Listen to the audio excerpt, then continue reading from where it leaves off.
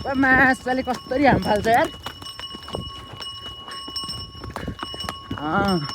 ल केटा न्यारो रहेछ है यतातिर।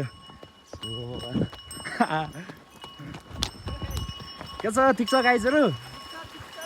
चिलपारामा सुत्दिरहेको हाम्रो गाइजहरू चुलचुट्टा तान्दै तुतु तलको केटाहरूको हालखबर बुझ्नु जान्छ।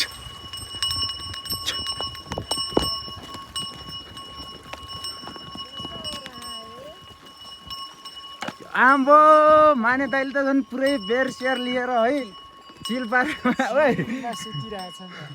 चिलपारामा सुत्दिरहेको केटाहरू चाहिँ। ल एकछिन मेरो घोडालाई पनि रेस्ट दिनु पऱ्यो कि।